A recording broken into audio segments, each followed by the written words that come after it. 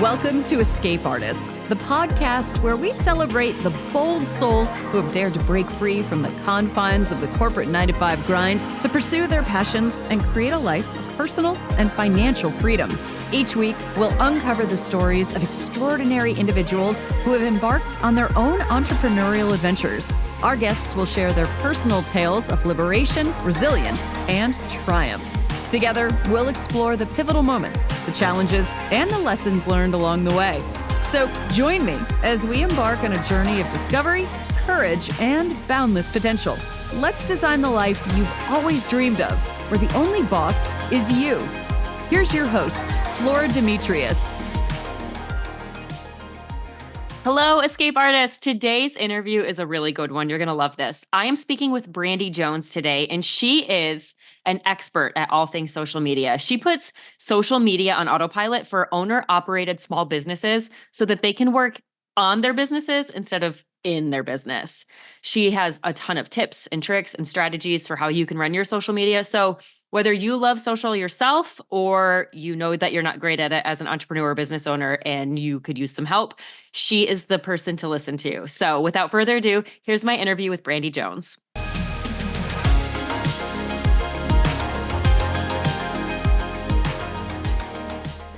What's happening, friends? Today, I've got my good friend, Brandy Jones, with me. Brandy is an expert at all things social media, and I've been watching her just absolutely crush it in this space you've been in business for yourself, 5 years, you said?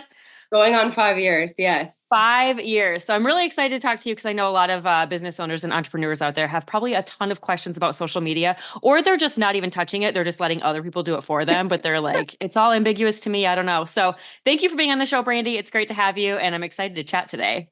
Yes, I'm ready. All right. I want to know, because you said you've been in business for about 5 years now, how you got started in doing what you're doing now and kind of the transition of leaving your 9-to-5 to becoming your own business owner. Awesome. So I worked in the restaurant industry for 15 years, and it was pretty much all that I knew. And no matter at any point in my life, as I was becoming an adult, I was in school, all the things. I hated school, by the way, like a true entrepreneur does. Yeah. It just was not for me. I tried so hard, but I wasn't really trying. That's a lie. I was trying hard to get out of it, and I was trying to figure out how I could not do it. I'm like, but this thing sounds better, so I don't want to go to class. Life has so many opportunities. Why do I have to go sit in a room with a desk, right? So as life ebbs and flows, of course, so do jobs. So I went in and out of so many jobs, and I finally got my first job that was like a quote unquote big girl job, right? And I was like, oh my gosh, I'm finally got a big girl job. I am moving out, and I am gonna see how this works, right? So I was, of course, still in the restaurant industry. And I was in my early 20s, and I was like, okay, this is it. This is going to be the thing. You don't even want to know what the job is, but I'm going to tell you what it is. It was selling copiers, full on $5,000 giant pieces of equipment, right? That really no one wants, but they have to have because you're in an office, you have to print stuff. So I'm like, oh, this would be great. It was a commission-based job with no base salary. And I was like, this is going to be the best thing ever, right? And I actually just picked up Darren Hardy's new book. It's the roller coasters of being an entrepreneur or something like that. Mm-hmm. And he had a similar story too. And I'm like, oh my gosh, I wonder how many people went door to door trying to sell things in the beginning of their journey. A lot of people with entrepreneurial spirit too, because they're like, oh, I can sell. I can do this. Yeah. If you have the gumption, then you're like, oh, this is for me. Yeah. But then you don't realize that the door gets slammed in your face. People are so rude.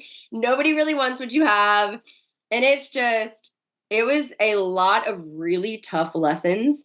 But I also learned some incredible things about myself, which was, you really can sell anything, but you have to know how to sell first, right? Yeah. Sales are not just some organic thing. People always say that oh, I'm just good at sales. Oh my gosh, you're so good at sales. Even I'm selling bags of popcorn at my husband's event, and it's 2 for $22. And then you sell them and you're talking about the flavors and stuff, and they're like, gosh, you're so good at selling. And I'm like, I mean, it's popcorn. I'm not really selling you on anything. Like, either you want it or you don't, like it's Yeah. delicious. So like you walked up because you already knew you wanted it. I'm not really selling you. You're just getting your card out, right? Yeah. There's already a level of intent there. Yes. So I had that job, and during it, of course, I made like $0 because it was commission based. And you Yep. could sell like a $15,000 piece of equipment and get, whatever the commission was back then. I don't even remember, but it was a couple $1,000, right? And then you're like, all right, sweet. But then what? Like, then you still have $0 because like you spend it all really fast because it's super exciting. And then you're knocking on doors every single day. Like, that's what you're supposed to be doing. But I'm like, all right, I'm gonna get an extra job because this ain't working. So I continued to do that for a really long time. I went in and out of restaurants as well. And then eventually my sister had moved to Virginia. She left we're from North Carolina. So I was in North Carolina for 25 years, and she had moved to Virginia after being in New York. And she said, you know what? Like, you hate your job. There's not really anything there for you anymore. Why don't you just move here? And I'm like, great idea. Okay. So I literally typed up a letter to my boss and slid it under his door. And I never looked back at the copier job. And I moved to Virginia knowing two human beings, my sister and her husband. That is it. And so that was 11 years ago, which is crazy to even think of. I met my husband like the month I moved here. Oh, So it's cool. just been like a wild sequence of events over like an entire decade of time. But so my sister and her husband opened a restaurant. So of course, back in the restaurants, never left. Yes. So that really sucked me in. So, however, they didn't have a social media account or any plan for one whatsoever. They were like, all right, we're going to open this restaurant. Like, do you want to like make a Facebook page randomly and like, make an Instagram? And I had already started doing a little bit of influencing back then. And this was around 7 years ago. So I was like, sure, I would love to, I love Instagram, and it's like still kind of a little bit new, especially for business owners, because Yeah. business owners back then, which it was really like they relied on Google and their websites, not necessarily like anything social media related. They had a Facebook page, but didn't really do much, right? That was just the nature of the business 7 years ago. And Yeah, especially the service industry is like people would like yes, occasionally snap a photo of like a dish. right. And they're like, come see us. Like, Yeah. that was the strategy. Here's the pasta, come see us, right? And you're like, hope this works. Yep. And so it was really like just word of mouth back then, and it's crazy how much has changed in such a short amount of time, especially when it comes to social media. It's fascinating. So anyways, I had a couple of different jobs on the side of the restaurant. So I managed the restaurant. We all opened it together. We got the keys and opened in like 11 days. So you can imagine it was just like balls to the walls craziness. Wow. Yeah. And so, my parents came up here to help. Like, it was just all hands on deck, right? And so we opened the restaurant, everything was good. And then I had different jobs in and out of that as well. So I worked for a life insurance place, a mortgage place, also took the test for both of those, absolutely hated all of it, all of it. And like, it just kept coming back to, I really don't want someone else to tell me what to do. Totally. Even in Totally. restaurants, like even when you're the manager, the owner's still going to tell you what to do. Yep. The other manager is still going to tell you what to do because they think they have a leg up on you, right? Like, no matter what, even if you have skin in the game, and it was literally my family's restaurant, and it was still just like everybody's button heads, and it's just chaos. And like, in and out of those jobs, I'd worked for a marketing agency selling websites at first, and then selling and then ebbing and flowing and changing roles within that, executive assistant, and then they started doing social media, so I took their social media on. And during this whole time, I'm like, if I'm going to be sitting at this desk, like, how can I make the most out of my time sitting here right now? Mm-hmm. So I was like researching stuff. I was constantly online. I was taking like online courses, like anything I could do possible to learn how to use Instagram, how to get clients, how to hustling while you were still working a 9 to 5. Yeah. 100%. Like, and at the end there, like, I honestly didn't have much work because I was kind of like a little bit of social, but they didn't have any clients that had social. So I would like get all their stuff done for like the whole month so that I could do whatever I wanted basically while I was at work. Yep. So then I became pregnant, and I was like, okay, let's figure this out because I'm making like $8 after taxes and insurance. How in the world am I going to send a kid to daycare? And my husband was like, he had a brand new business at this time too. So popcorn store is 7 years old. So at that time, that business was like brand spanking new. And they Yeah. had no capital, no help, nothing when they started. Like he was going to events in Indiana, like sleeping in his truck selling popcorn because it was just, I was working 5 jobs. Like we were doing what we could to survive and make it, right?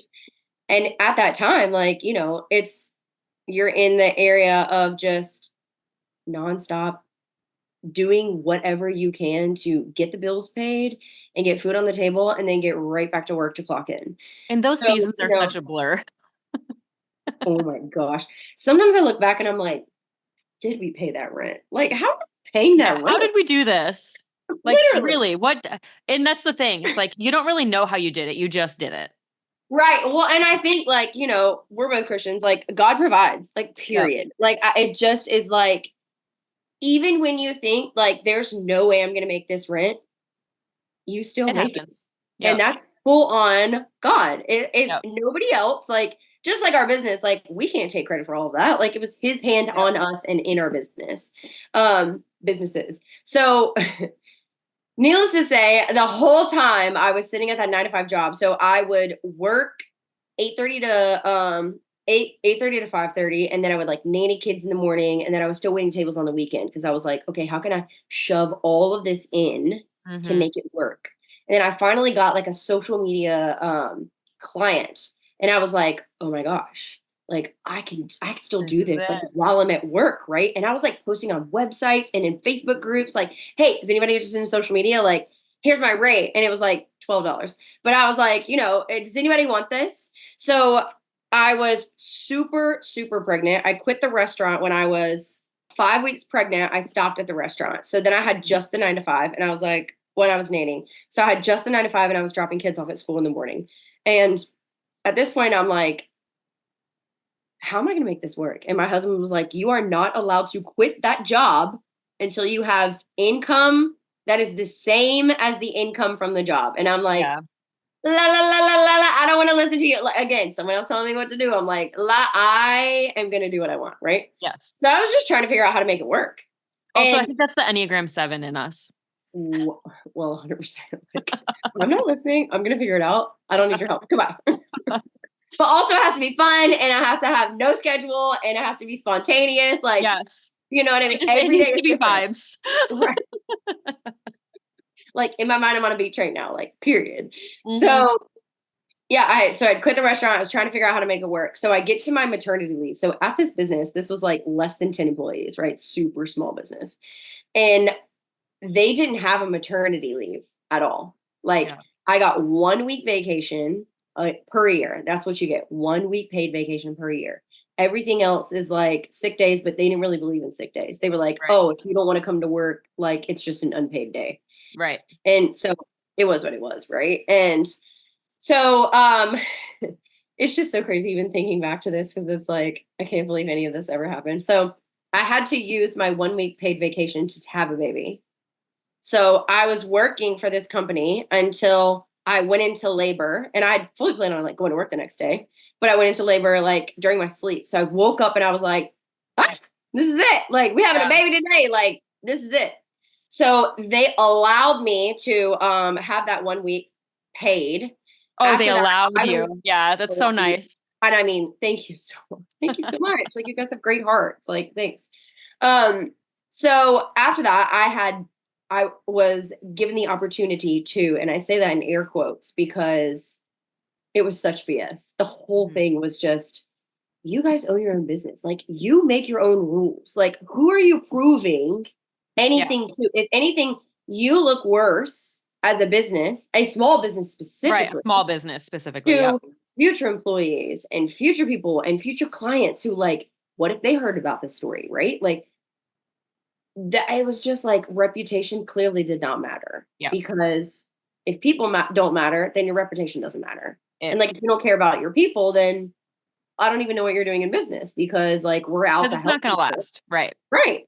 So, and miraculously It did last and it's still alive and I'm still wondering how, but here we are, right?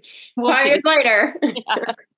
So they allowed me for the next 8 weeks to work from home, right? So Okay. at 1 week after having a baby, I was to be like, I had to be on the conference call 10 a.m. Monday morning. So I'm like half alive, like you've had babies. Like if you've had a baby and you're listening to this, like you don't even know what you're doing. Like you're like, am I breathing? Are they like, is the baby breathing? Like, What day is it? What year is it? When was the last time I I slept? mean, What's going it's an on? alternate universe. It's an Yeah, alternate totally. universe. You don't know Fully. what's going on. It's everyone's in survival mode at that moment. No, and like I really skirted by that 8 weeks because again, my job didn't have a ton of responsibilities. So prior to me getting pregnant, I mean me having the baby, I was like, I'm gonna do whatever I can to like try to find clients so that if they do fire me during this time, or like obviously we do need more money because I was trying to like keep that health insurance for like 6 minutes just Yeah. so I could have the baby in the hospital and like that would be it, right? Yep. And then insurance was like crazy and I made like nothing. Like I don't even know how much it was after taxes, but it was maybe like $1,900 a month after taxes back then. Yeah. And so no wonder I had like 5 jobs, right? And I can't even imagine how many people are dealing with this exact same thing like right here, right now. And it is super sad that this is the country and that we live in and that this is the environment in which they just do not care about working women or No, women they in don't. general. Like It's a struggle. And that's why it's so like I mean, I was the type of person where like I didn't know whether or not I wanted children, and then when I met my spouse and we decided like, yeah, I think now would be the time. The next question that came up in my head was, do I live in a place that is supportive of women who want to have a career, want to work? And the answer to that was no. I need to figure out my own way because we don't get the support that we need right. working for other I live people. here. We don't get benefits. We don't get the things that we need in order to raise the next generation of people. Which is just bonkers. I mean, I'm not sure. I think it's going to take a really long time to change that. And hopefully somebody is pioneering that change. I'm praying for that person because it is going to be quite the job. Yeah. But yeah, so at the end of the 8 weeks, I went into the office and I was like, look, this has been like, I've done my job. Like everything has excelled. Like this has been great. And I'm just curious if I can continue this. Now, back then, this was, almost 5 years ago. It'll be 5 years in August. 5 years in August. So I walked in there. Again, I was like 8 weeks postpartum, and it was like right before that 8 weeks was up because I was like, I have to be strategic about this meeting and this time because if I were to lose this job, I have to make sure that income is like still going to be there, right? Yeah. And I was doing like I had a couple of people that I was doing social media for like I don't even know. One friend like had a boutique online, and it was like they were paying me $50 a week, and I was posting like 7 times a day and doing stories every single day and email, like it was Pinterest too. Like it was wild. Next to free labor, pretty much. Yeah. I mean, yes. So, I had done all of that at the same time. And, I was hustling prior to after having that baby. Like there was not a point in time where I was like, I'm going to lay down and rest because it just was not, I didn't even have an opportunity. Like my husband was gone the next day to work because it was what it was back then. Like you just don't have an opportunity. I mean, it was just life. So so I get to the meeting and I'm like, can I just continue this from home? And back then nobody worked from home. Like that was like, I mean, if you worked from home 5 years ago, it was like, well, what do you do that's working from home? You know what I mean? It was like, I can attest to that. I had a remote job and nobody in my like inner circle and my family understood what I did. They thought it was just like this magical thing where I just made a paycheck without having to do anything. You're like, no, I'm like at my desk, like I'm typing, like I'm working. No, I'm actually on a meeting sitting here. Right. Like right now. And so it was just like so blasé back then because it was like, you want to what? Like, we don't do that. We don't work from home here. And I'm like, then it's like hilarious because like 2 years later it was COVID and like everybody and their mom. Everyone had to. Yeah. Yeah. And then like the trajectory of every business changed. Now I'm sure that business like made people come back in like immediately, but like as soon as they possibly could. because they didn't trust anybody to do their job. However, I was doing my job and I was doing it well. It's like And not a great business model either. not at all. Here we are. Again, they're still alive, seem to be thriving. So who knows? Some people just continue to make it no matter what. But I think that's the difference in like entrepreneurs. I was like, if these people and like these different, and I had worked for a couple different businesses that were small business owners, insurance agency, mortgage, any of those couple. And I'm like, if these people can do this, like, why can't I do this? Yeah. Like, this is crazy. These people are paying these people for their quote unquote expertise that they don't really have. Yep. And they're making all this money. And I'm sitting here making like $8 with breast milk flying everywhere. And I'm like, how am I doing? Like, how are you surviving? Right. So, of course, they told me, like, you can't, absolutely not. We don't work from home. And I was like, all right, then this is my, like 2 weeks notice, which they also didn't believe in. They were like, if you quit, you quit. We're not like going to pay you for 2 weeks to do nothing. So I'm like, all right, peace out. So I knew that in there, like that day, I even like have a selfie from that day that I took right outside the office because I was like with a smile because I was like, I had a feeling that God was like, this is it, homegirl. Like, this is your time. This is about to happen for you. And I feel like I blinked and it's been almost 5 years. And it was kind of crazy, just like the trajectory of how everything happened. But, I knew it was time as well. It was like, sometimes you just know, like you just went through this recently. It's like, you just know, you're like, okay, I've tried all these things. And that transition, that first conversation or that first feeling of like, this is it. Okay. Like whether or not it's on your own terms of like, I'm going to give you 2 weeks. I want to give you some time to find a replacement, whatever it is. Nope, you're gone. Or, hey, we're letting you go, whatever it is. Like you don't have much decompression time or time to process all of the things and the feelings, but it's so overwhelming.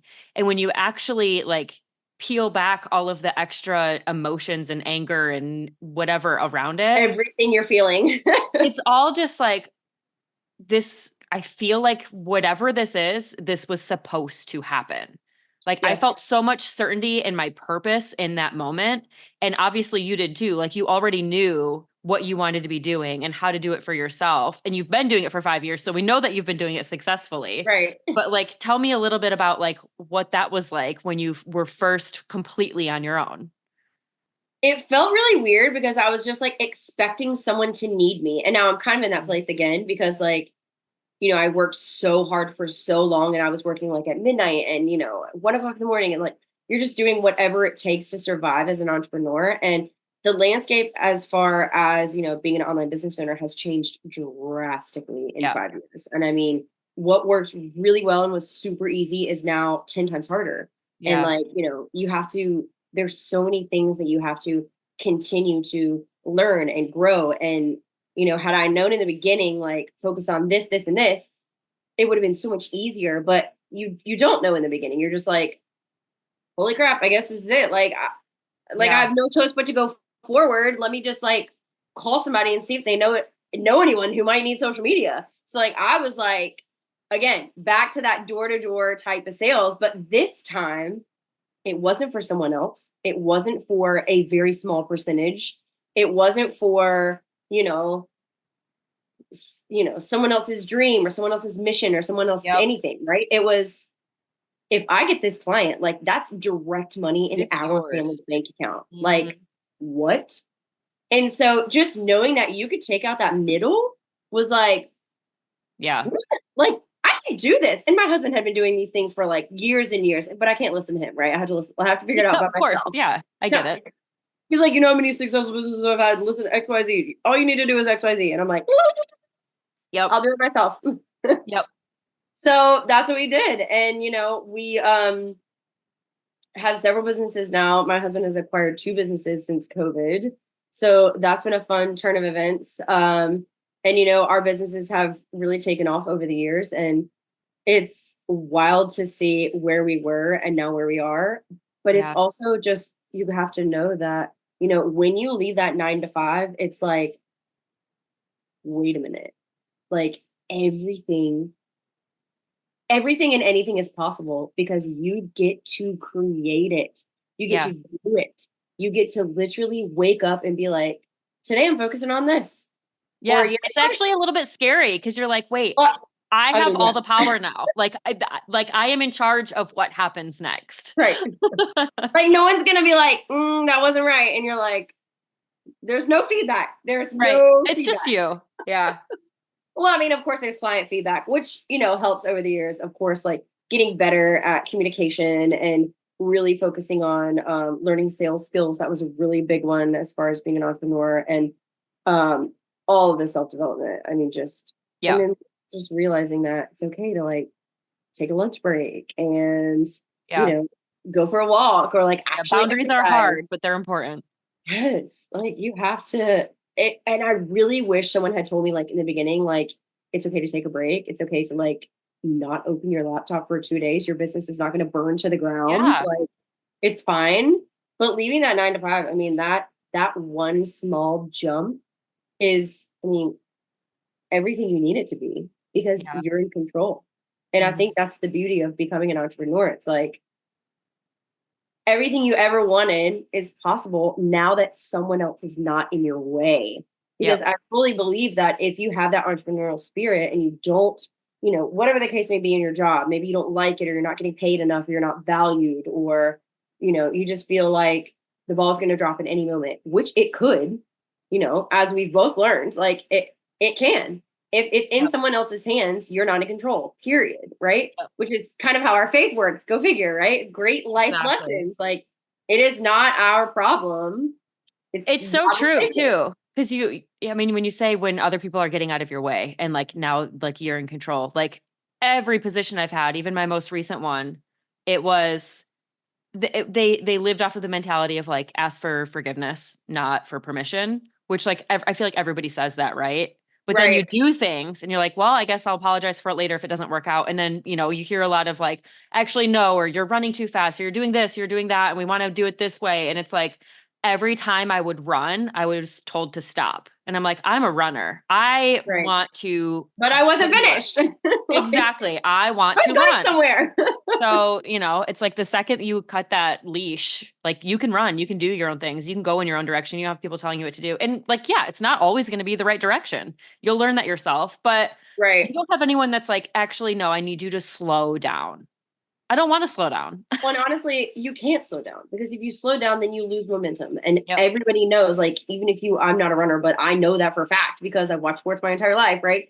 If you Yep. slow down, you lose momentum. Yep. And losing momentum is also super scary when you're an entrepreneur because you're like, okay, well, like, I'm not on like payroll anymore. So I'm not just going to get a paycheck in my Yeah. bank account every 2 weeks, right? It's just not how it works. Yep. Whether that paycheck is enough to survive on or not, it's not there anymore. Yep. So the crutch is gone. Hello, my fellow digital entrepreneurs. It's Laura here, and I'm absolutely thrilled to introduce you to something truly transformative. Picture this. You're armed with the most cutting-edge digital marketing strategies, equipped with high-income skills, and empowered to establish and run a thriving online business in just a matter of days.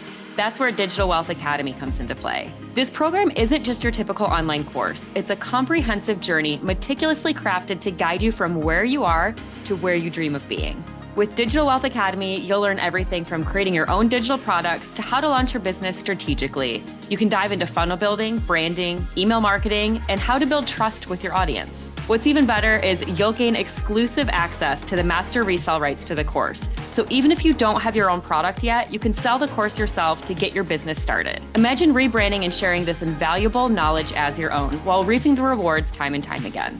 Head to www.sidehustlelaura.com/DWA or click the link in the show notes to step into the world of digital entrepreneurship today. Remember, your journey to success begins now. Keep believing and keep breaking free. But man, it is such a wild journey.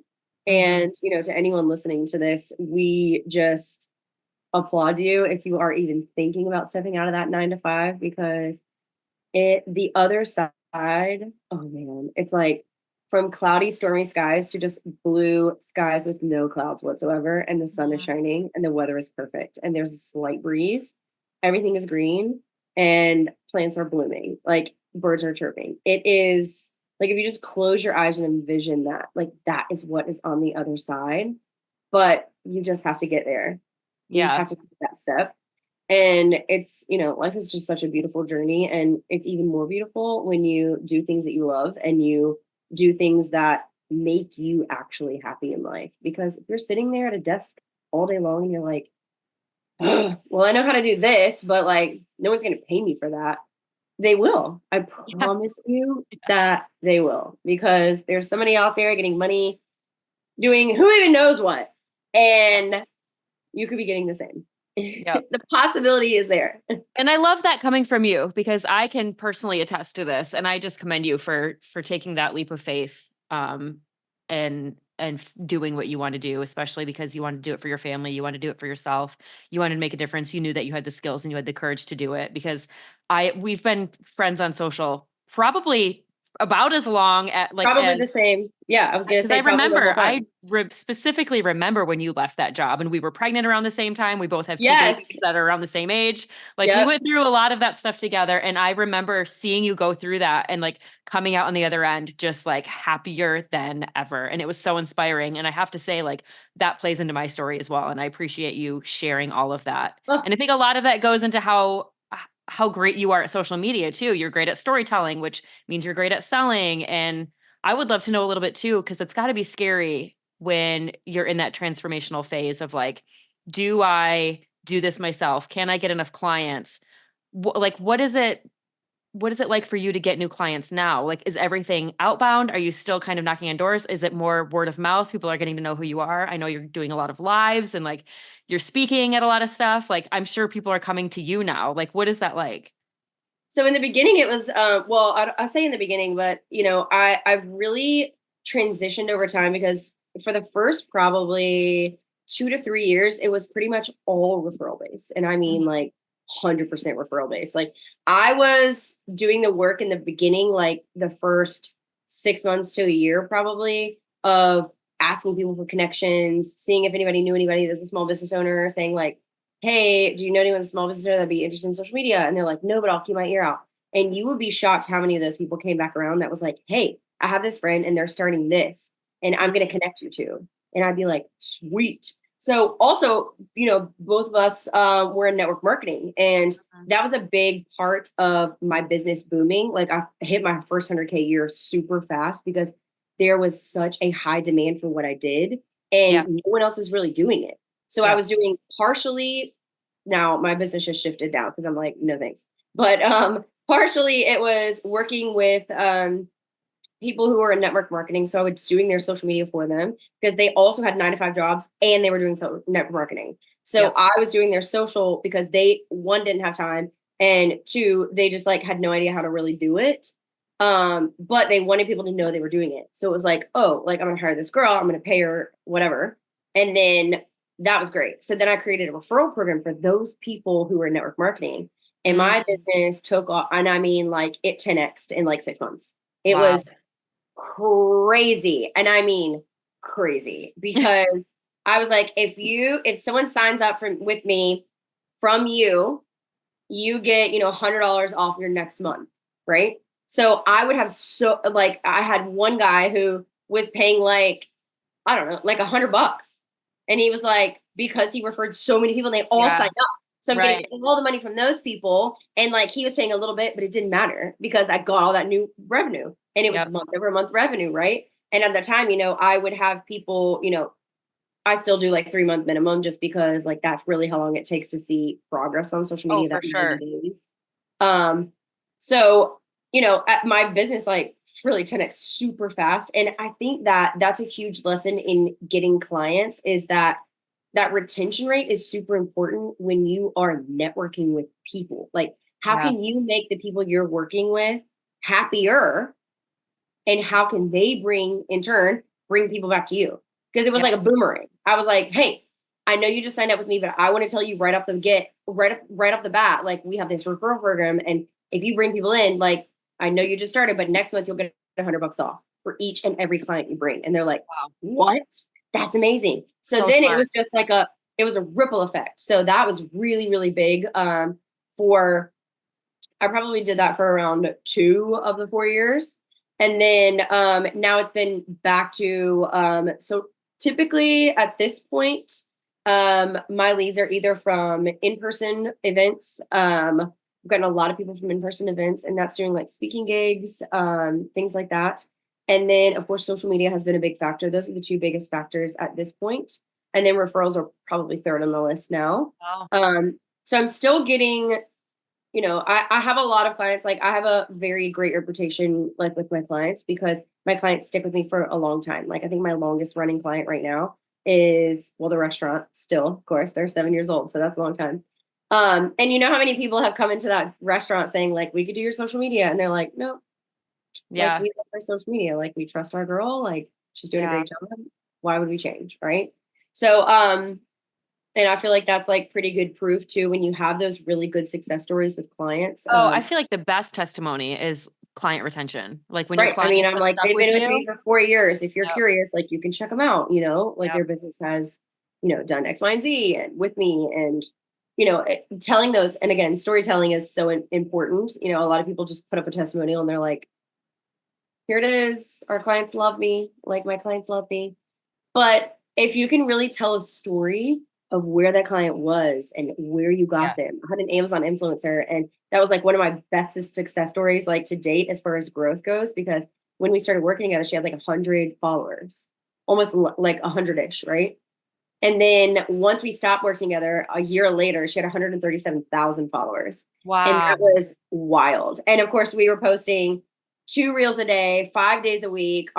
We would create it on Instagram, download it, post it to TikTok, but make it TikTok native with a TikTok font.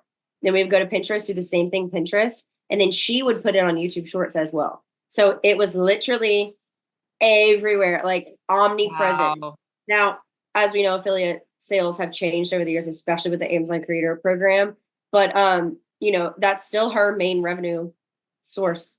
And That's she was amazing. invited into like the A-list program, which if you guys know anything about Amazon, like A-list is where it's at, and a very small They percentage do of people cool that influencer events too. it's oh my god, like goals, life goals, getting to that event. But you have to sell so much money. Your revenue has to be wild on your Amazon storefront to even be considered for that. But it is pretty incredible when you get to that A-list. Like these people are awesome.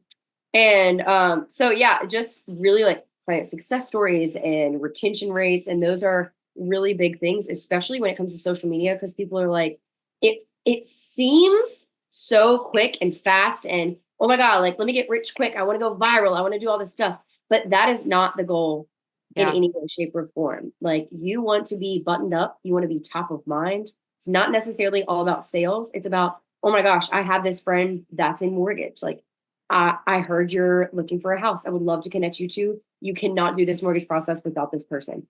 Thank you for saying that, because it is still called social media. Like we are still connecting. Social. Well, and that's the yes. People think you could just post a reel and like disappear and like that's it, right? And I'm gonna go hide in the cave and see if I made some money. Right, you can, but that's just not the way that it was meant to work, and it's not the way that it works even still today. Even if you're and it's not how people work. Yeah. No, and I just did an Instagram live before this, but we were talking about Pinterest and like the power of Pinterest and how it's so much different because it's a search engine versus a social media platform. But when it does come to social media, you have to pay to play. And the pay could be you paying someone else to do your social media, or it could be you're paying with your time. Because if you're getting on the app and you're not in DMs and you're not commenting on other people's posts, and you're not interacting with different things, and you're not doing different types of content like stories and reels, you're not actually taking advantage of the opportunity in front of you, which, by the way, we all forget this, but these are free apps, free. Like we're not paying to use them. It's not subscription based. Like Netflix costs more than Instagram, straight up, and it always will. And if you can sit there on Netflix all day and you're not on Instagram, like, I don't know what you're doing with your life and your business, because the world is your oyster, right? And it's crazy how it's changed over the years. But through and through and through, I always, remind my clients of this, and I tell them this almost on a weekly basis with one of them. But it's like, you have to understand that these are social apps, and social apps take time and development, and you always have to be changing and adapting. But you have to keep those baselines intact. making sure your profile is optimized, making sure your links work, making sure that there's a way that they can contact you outside of DMs, right? Like maybe it's your email address, or, maybe you're hopping on Instagram lives or getting on podcast interviews so that you can expand your network. So I don't know how many people are going to listen to this, but maybe someone wants social media and now they found someone that they can talk to, right? To see if it's a good fit. So, I really think that there's so much when it comes to social media, but the basics will always be there. And those are the things that you have to focus on, not the let me go viral, get rich quick, let me try this, let me try that. None of that stuff matters.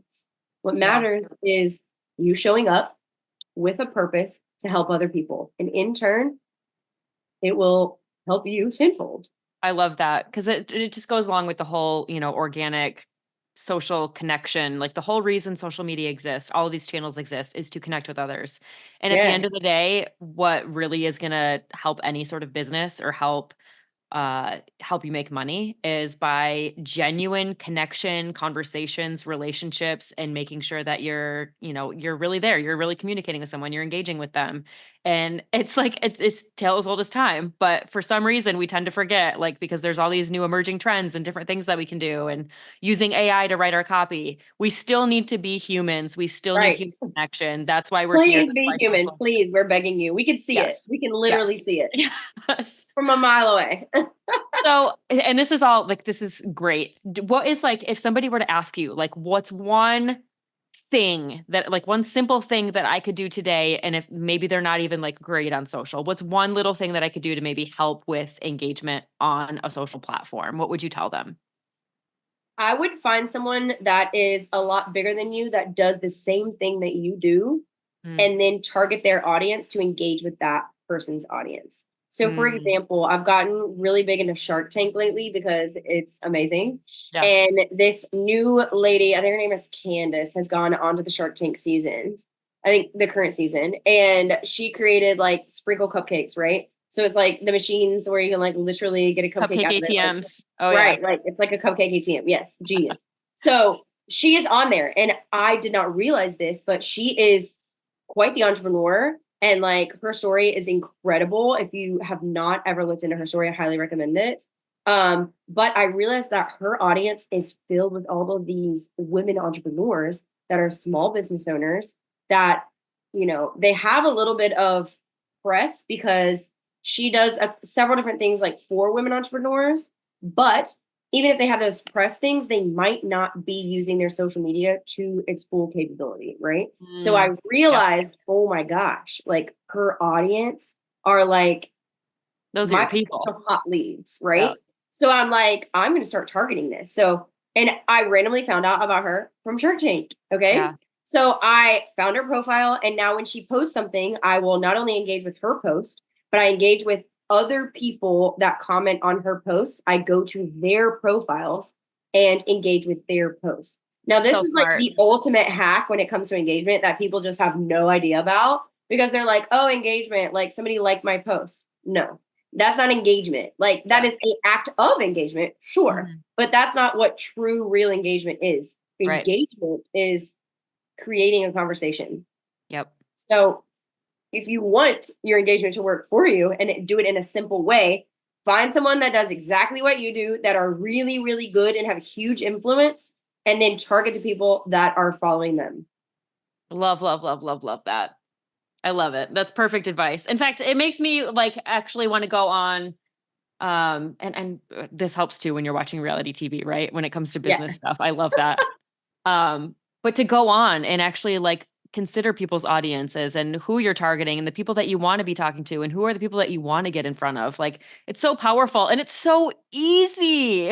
It's free and it's so easy. Literally, what I tell people to do, if you are going to plan on doing this, like set a timer for 10 minutes and then just once the timer is up, be finished. If you feel like you want to keep going, great, keep going. But I'm sure you have more important things to do with your business. However, once you tick that, like check that box, it's like, wait, like I made an impact today because I was going and engaging with people that would potentially want my service.